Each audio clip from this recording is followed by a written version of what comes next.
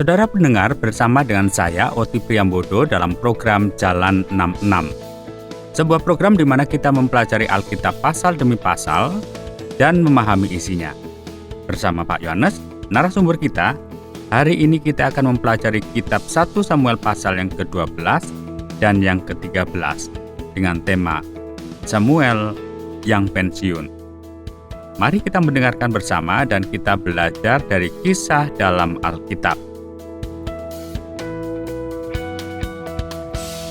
Puji Tuhan ya, kita bersyukur atas semua kebaikan Tuhan. Kita masih diberi kesempatan boleh belajar kebenaran firman-Nya, masih di program Jalan 66 bersama saya Pendeta Yohanes. Saudara, saat ini kita masih belajar di kitab pertama Samuel dan telah sampai di kitab pertama Samuel pasal 12 dan 13. Kiranya dari kitab suci kita akan melihat bagaimana Allah bekerja di dalam dan melalui umat-Nya. Saudara yang dikasihi oleh Tuhan, ada sesuatu momentum yang menyedihkan ya, kalau kita belajar bagaimana Samuel ya di dalam pelayanannya. Dia berjuang untuk melakukan apa yang terbaik, tetapi kita tahu juga ada banyak masalah-masalah yang dialami oleh Samuel di dalam kepemimpinannya, dan kita tahu juga bagaimana anak-anaknya dikatakan tidak hidup sesuai dengan cara-cara yang sepertinya, tidak seperti Samuel begitu ya. Tetapi inilah fakta kenyataan yang ada. Dan kita akan belajar sekarang saudara dari pertama Samuel pasal 12. Kita mulai baca ya. Silakan siapkan Alkitab saudara, bisa dibaca di Alkitab masing-masing. Baik itu cetakan maupun elektronik. Saya akan mulai dari ayat yang pertama. Berkatalah Samuel kepada seluruh orang Israel, telah kudengarkan segala permintaanmu yang kamu sampaikan kepadaku, dan seorang raja telah kuangkat atasmu. Maka sekarang raja itulah yang menjadi pemimpinmu. Tetapi aku ini telah menjadi tua dan berubah. Dan bukankah anak-anakku laki-laki ada di antara kamu? Akulah yang akan menjadi pemimpinmu dari sejak mudamu sampai hari ini. Di sini aku berdiri. Berikanlah kesaksian menentang aku di hadapan Tuhan dan di hadapan orang yang diurapinya. Lembu siapakah yang telah kuambil? Keledai siapakah yang telah kuambil? Siapakah yang telah kuperas? Siapakah yang telah kuperlakukan dengan kekerasan? Dari tangan siapakah telah kuterima sogok, sehingga aku harus tutup mata? Aku akan mengembalikannya kepadamu. Jawab mereka, engkau tidak memeras kami, dan engkau tidak memperlakukan kami dengan kekerasan, dan engkau tidak menerima apa-apa dari tangan siapapun. Lalu berkatalah ia kepada mereka, Tuhan menjadi saksi kepada kamu, dan orang yang diurapinya pun menjadi saksi pada hari ini, bahwa kamu tidak mendapat apa-apa dalam tangan. Jawab mereka, dia menjadi saksi. Lalu berkatalah Samuel kepada bangsa itu, Tuhanlah saksi yang mengangkat Musa dan Harun dan yang menuntun nenek moyangmu keluar dari tanah Mesir. Maka sebab itu berdirilah supaya aku bersama-sama dengan kamu berhakim di hadapan Tuhan mengenai segala perbuatan keselamatan Tuhan yang telah dikerjakannya kepadamu dan kepada nenek moyangmu. Saudara yang dikasihi oleh Tuhan, seperti yang kita lihat di sini saudara, Samuelnya pensiun dengan tangan yang bersih. Dia berkata, lihatlah semua orang, ketahuilah bahwa aku telah berusaha sebaik mungkin ya melakukan apa yang benar, untuk bersikap benar dalam segala hal. Aku gak pernah memanfaatkan situasi apapun. Dan bangsa Israel seperti menandatangani di bawah ini ya, setuju dengan segala pernyataan ini, dan dia melihat ini teladan kepemimpinan yang luar biasa. Bahkan ini dipuji di dalam Alkitab. Lalu ya mulai menengok ke masa lalu, ke sejarah umat Tuhan, melihat betapa baik dan luar biasanya Tuhan memimpin mereka dari sepanjang sejarah. Dan betapa seringnya juga mereka menyimpang dari Tuhan dan berdosa terhadap Tuhan. Maka kita akan perhatikan saudara, di bagian ini, ada bagian-bagian yang akan kita baca di bagian ini supaya kita tahu. Tetapi jika kamu tidak mendengarkan firman Tuhan, dan kamu menentang titah Tuhan, maka tangan Tuhan akan melawan kamu dan melawan rajamu. Ya, semua berkata, lihat sejarahmu tidak begitu baik.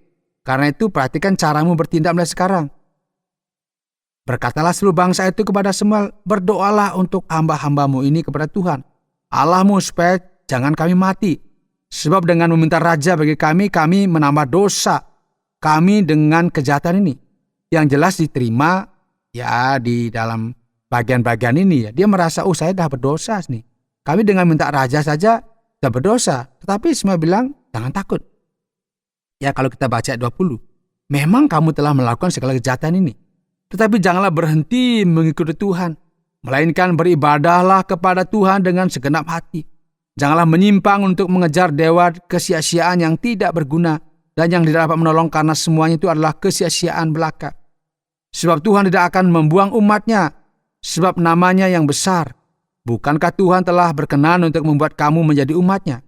Terlihat betapa indahnya ini untuk menjadikan kamu umat-Nya. Mengenai aku, jauhlah daripada aku untuk berdosa kepada Tuhan. Dengan berhenti mendoakan kamu, aku akan mengajarkan kepadamu jalan yang baik dan lurus.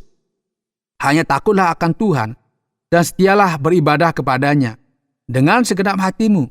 Sebab ketahuilah betapa besarnya hal-hal yang dilakukannya di antara kamu. Tetapi jika kamu terus berbuat jahat, maka kamu akan dilenyapkan, baik kamu maupun rajamu. Saudara, untuk mengakhiri pelayanannya, jadi ini Samuel semacam menyampaikan peringatan dan juga pengharapan. Agar mereka hati-hati. Mereka harus bertobat dan kembali kepada Tuhan, satu-satunya jalan yang mendatangkan berkat, yang memberikan kedamaian dan ketenangan di masa depan. Jadi kita melihat di sini sesuatu yang indah sebenarnya. Tetapi ini kan kesedihan juga ya. Karena Samuel harus mengundurkan diri. Karena dia sudah pensiun, sudah tua. Dan sekarang kan sudah diangkat raja ya. Sudah ada Saul. Bahwa ini yang saya katakan sebagai sesuatu yang luar biasa. Dan dilanjutkan sekarang, ini bagaimana perpisahan ini juga pada saat yang bersamaan kita tahu ada Saul yang saat itu sudah berusia 30 tahun dan dia mulai memerintah Israel. Dan dia memerintah kurang lebih 42 tahun. Dan terjadilah di sini saudara, momentum awal pemerintahan dari Saul itu dia berkonflik sekarang dengan orang Filistin. Jadi kan lihat sekarang ya, Samuel sudah pensiun, sekarang dilanjutkan oleh Saul sebagai raja yang resmi begitu ya. Dan dimulailah sejarah monarki di Israel. Dan mulai akan kita lihat di pertempuran bagaimana perebutan wilayah dengan bangsa Filistin. Nah, kita akan sambung saudara di pasal 13.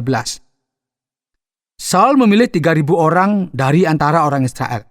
2.000 orang ada bersama-sama dengan Saul di Mikmas dan di pegunungan Betel. Sedang 1.000 orang ada bersama-sama dengan Yonatan di Gibeah Benyamin. Tetapi selebihnya di rakyat itu disuruhnya pulang masing-masing ke kemahnya. Yonatan memukul kalah pasukan pendudukan orang Filistin yang ada di Geba. Dan hal itu terdengar oleh orang Filistin. Karena itu Saul menyuruh meniup sangkakala di seluruh negeri, sebab pikirnya, biarlah orang Ibrani mendengarnya. Demikianlah seluruh orang Israel mendengar kabar bahwa Saul telah memukul kalah pasukan pendudukan orang Filistin. Dan dengan demikian orang Israel dibenci oleh orang Filistin. Kemudian dikerahkanlah rakyat itu untuk mengikuti Saul ke Gilgal. Adapun orang Filistin telah berkumpul untuk berperang melawan orang Israel. Dengan 3.000 kereta, 6.000 orang pasukan berkuda, dan pasukan berjalan kaki sebanyak pasir di tepi laut bergerak, maju dan berkemah di Mikmas, di sebelah timur Bet Awen. Ketika dilihat orang-orang Israel bahwa mereka terjepit, sebab rakyat memang terdesak, maka larilah rakyat bersembunyi di gua, teluk batu, bukit batu, liang batu, dan perigi.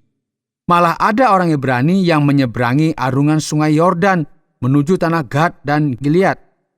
Sedang Saul masih di Gilgal dan seluruh rakyat mengikutinya dengan gemetar. Ia menunggu 7 hari lamanya sampai waktu yang ditentukan Samuel.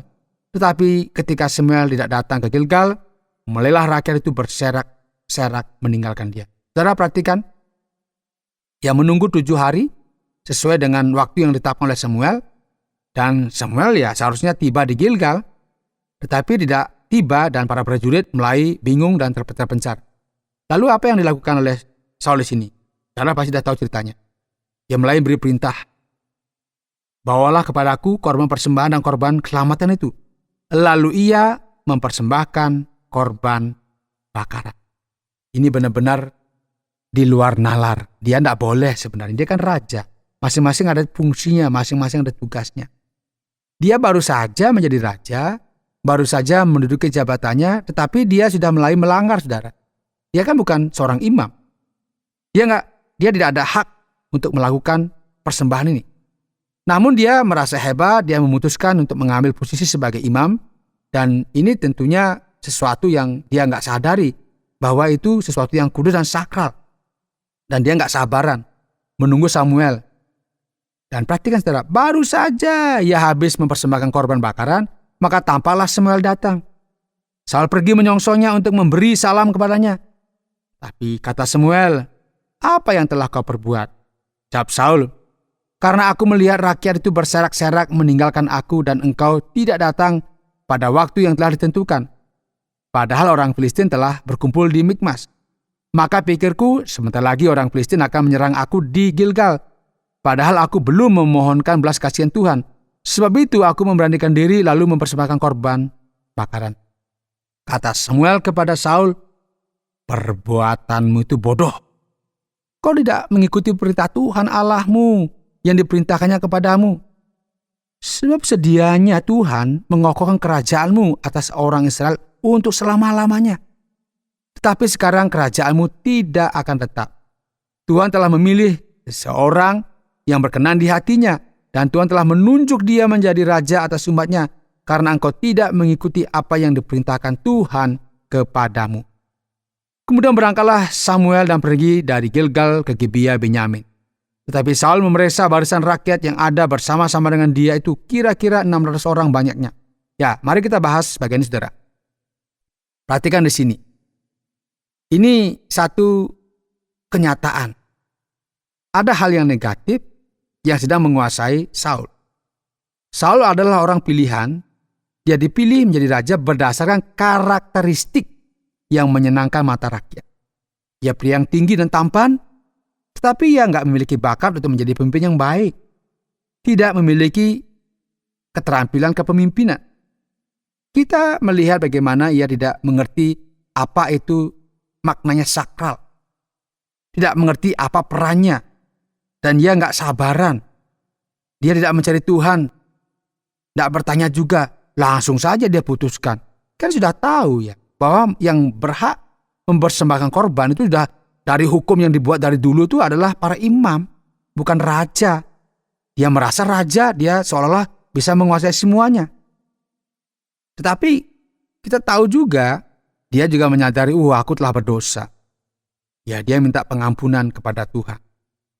Tetapi ya ini kan sudah terjadi ya. Dan Tuhan sudah menyatakan oleh Samuel bahwa kerajaannya tidak akan selama-lamanya. Jadi ya sekarang Saul juga harus mengucapkan selamat tinggal juga ya. Kenapa?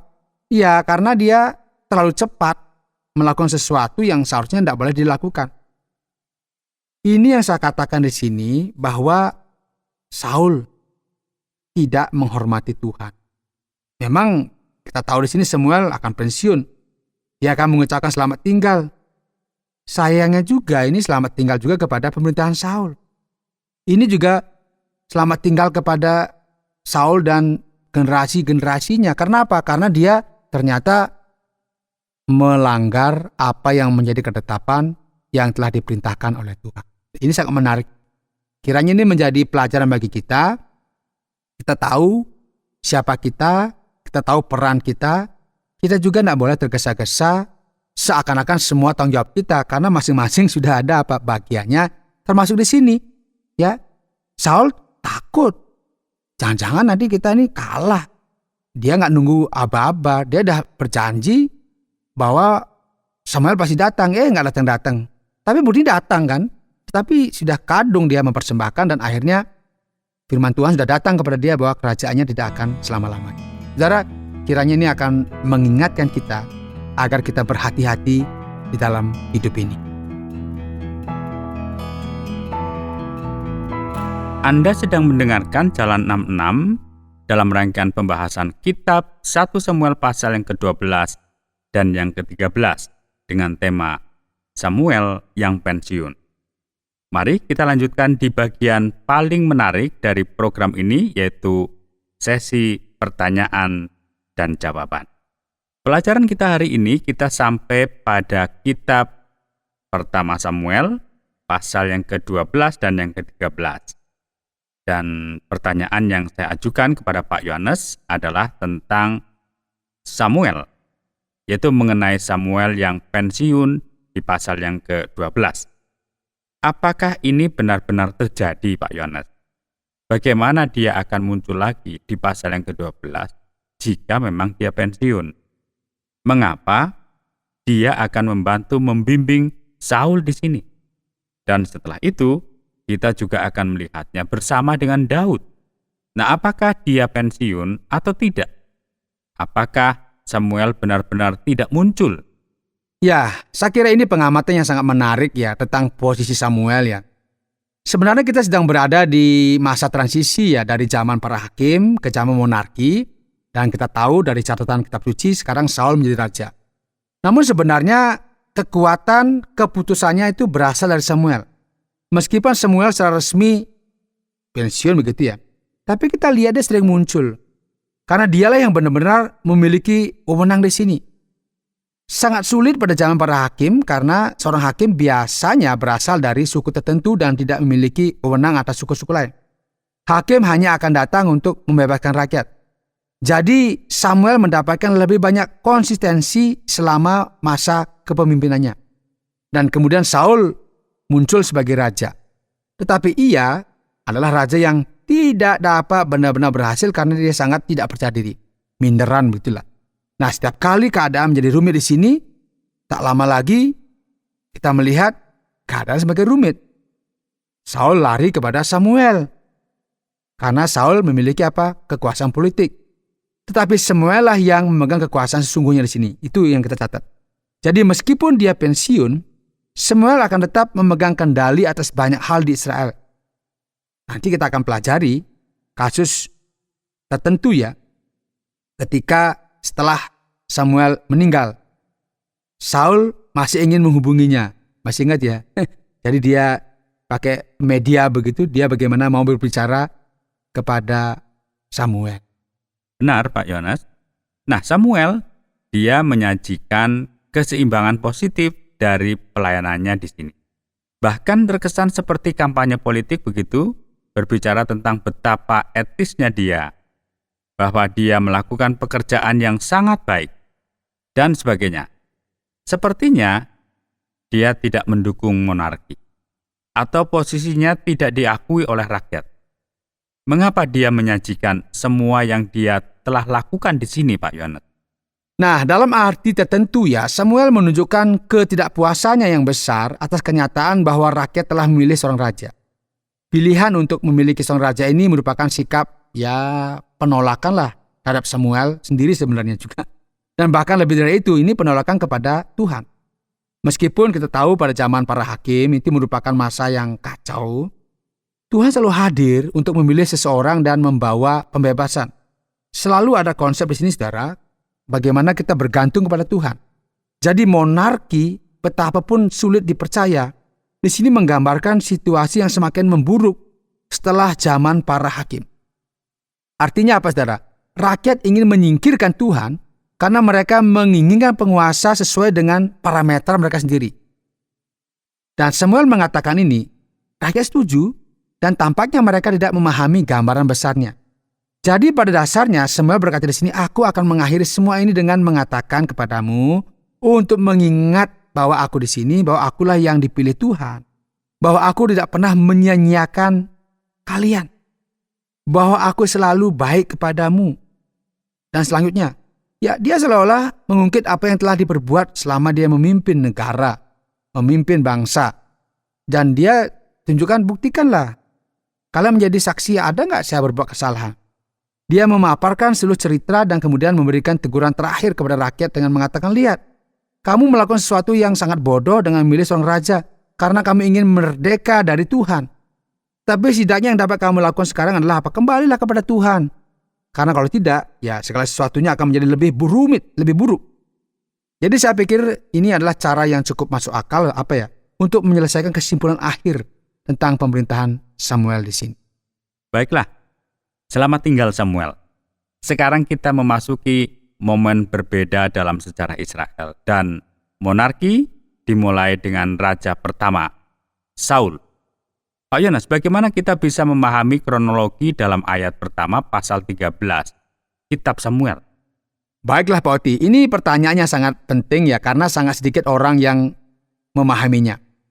Tetapi kenyataannya kita memiliki banyak masalah kecil dalam naskah-naskah tersebut ya, masalah yang tidak mengganggu perspektif doktrin kita. Tetapi justru menyulitkan kita untuk memahami hal-hal lain di sini. Nah, kasus ini memang agak rumit ya, karena kitab suci Ibrani di sini teks Masoret ya, teks yang menjadi sumber terjemahan Alkitab kita tampaknya memiliki beberapa masalah. Saya yakin salinan yang kita miliki tidak memuat seluruh teks. Ada sesuatu yang hilang. Jadi bagian ini secara harfiah mengatakan begini. Saul memerintah selama 2 tahun. Lalu Saul memerintah Israel selama 2 tahun. Beberapa versi Alkitab mencoba menghubungkan hal ini. Ya, Saul memerintah selama 1 tahun. Lalu ia memerintah selama 2 tahun. Dan memilih 3.000 orang, tetapi penjelasan ini agak dibuat-buat. Nah, kebanyakan ahli tidak merekomendasikan penafsiran ini. Inilah sebabnya banyak Alkitab dan beberapa di antara juga memiliki tafsir bahwa berdasarkan terjemahan Septuaginta, versi Yunani, karena kita memiliki semua versi teks yang ada di sana. Berdasarkan Septuaginta yang seringkali merupakan alternatif yang masuk akal, bahkan Perjanjian Baru pun akan menunjukkan hal ini kepada kita. Disebutkan bahwa Saul berusia 30 tahun ketika dia mulai memerintah dan memerintah selama 42 tahun. Selama 42 tahun ini, ada yang percaya bahwa totalnya adalah 40 tahun. Sementara yang lainnya percaya bahwa periodenya bisa lebih singkat. Dan bahwa 40 tahun hanyalah angka umum. Nah, kronologi tradisional itu menunjukkan bahwa Saul memerintah dari tahun 1050 hingga 1010 sebelum Masehi. Kita yakin akan pemerintahan Daud sejak saat itu. Sesaat sebelum itu kita memiliki beberapa keraguan. Tetapi dapat dipastikan bahwa Saul memerintah selama lebih dari 20 tahun. Tetapi tidak kita ketahui sepenuhnya berapa tepatnya yang memerintah. Jadi inilah kenyataannya dan kita memiliki beberapa kesulitan Alkitabiah. Dan dalam beberapa kasus kita memiliki saran dan pendapat, tetapi kita tidak dapat sepenuhnya yakin akan semua detail yang dapat kita jelaskan di sini. Pengalaman dengan monarki di Israel ini dimulai dengan momen yang cukup goyah, lalu berubah drastis. Namun kemudian kita akan menghadapi kesulitan dengan tindakan pertama Saul di sini. Dan kita melihat hukuman berat di pasal yang ke-13, ayat yang ke-8. Haruskah Saul dihukum seberat itu? Bahkan pada kesempatan pertamanya, Saul sudah melakukan kesalahan dan didiskualifikasi. Ya, dan sepertinya dia hanya ingin membuat barbecue di sana ya. Dia melakukan pengorbanan ini, namun masalah besar di sini adalah tentang apa yang sebenarnya penting. Kita membayangkan seseorang telah melakukan sesuatu yang mengerikan karena mereka membunuh, mencuri, berzina. Tetapi apa yang dilakukan Saul ini cukup serius. Dia tidak menghormati apa yang suci. Dia tidak menghormati Tuhan sebagaimana mestinya. Dia tidak mencari Tuhan. Ketika ia putus asa, dia memutuskan untuk menjadi seorang imam dan mempersembahkan sesuatu tanpa izin. Ya, hal ini menunjukkan sikap yang sangat aneh dan rumit. Meskipun bagi manusia ini hanyalah hal ritual, ini menunjukkan sikap yang berbahaya terhadap Tuhan. Dan ini sepenuhnya mendiskualifikasi Saul karena ketidaktaatan dan sikapnya yang menodai Allah. Baik, terima kasih atas penjelasannya Pak Yones. Dan bagaimana dengan kesimpulan akhirnya? Saudara, hari ini dalam program Jalan 66, kita telah mengucapkan ya selamat tinggal kepada Samuel dan mungkin juga selamat tinggal kepada pemerintahan Saul. Selamat tinggal, saatnya untuk pergi. Ya, inilah tema kita pada pasal 12 dan 13 dari kitab pertama Samuel. Dan pelajaran apa yang harus kita ingat, saudara? Yang harus kita terapkan dalam kehidupan kita. Saudara, kita perlu memahami apa yang benar-benar penting. Banyak orang religius. Banyak orang berbicara tentang mencari Tuhan. Banyak orang tertarik pada pertemuan besar di komunitas Kristen. Tetapi apa sebenarnya yang Tuhan inginkan dari kita? Kita melihat di sini bahwa Saul adalah raja yang memerintah atas umat Allah. Dan meskipun Saul percaya kepada Tuhan, ia ditolak oleh Tuhan karena ia tidak memahami apa yang sebenarnya penting. Saul mengambil alih peran imam. Saul tidak menghormati hal-hal yang bersifat kudus. Dan Saul tidak menyadari bahwa ia bergantung pada Tuhan. Saul tidak mentaati Tuhan. Saudara yang dikasihi oleh Tuhan, mari kita belajar, saudara, untuk menghormati Tuhan. Untuk mengutamakan Tuhan di dalam kehidupan kita. Kita harus memahami bahwa rasa hormat, rasa takut akan Tuhan, dan ketaatan kita kepada Tuhan itu adalah prinsip-prinsip yang penting yang Tuhan inginkan dari kehidupan kita. Jangan khawatir, saudara. Kita harus belajar mendengarkan. Kita harus belajar mentaati. Kita harus belajar takut akan Tuhan. Itu yang terpenting.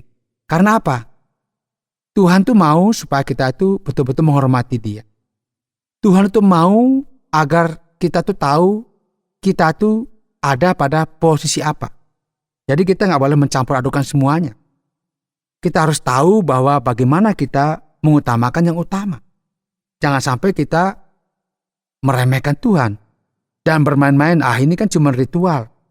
Ini kan cuma ibadah. Tidak penting sekali, biasa saja. Tapi ingat, ketika kita berbicara mengenai beribadah kepada Tuhan, kita harus juga menghormati prinsip-prinsip penting yang Tuhan inginkan kita lakukan di tengah-tengah kehidupan kita. Oleh sebab itu, sekali lagi, mari miliki rasa hormat, mari miliki rasa takut akan Tuhan, dan mari miliki ketaatan penuh pada prinsip-prinsip bahwa Tuhanlah yang terpenting di dalam kehidupan kita. Kiranya Tuhan memberkati kita. Amin. Baik, terima kasih banyak Pak Yohanes. Saudara pendengar, karena waktu yang tidak memungkinkan, kita akhiri program Jalan 66 kali ini. Kami menantikan Anda untuk tetap mengikuti pelajaran berikut dalam lanjutan pembelajaran Alkitab yang memberikan pelajaran menyeluruh tentang firman Tuhan. Jika Anda memiliki pertanyaan atau berespon terhadap topik berhubungan dengan program ini, silakan menyampaikan melalui WhatsApp ke nomor 081 333 777 386. Terima kasih atas perhatian Anda.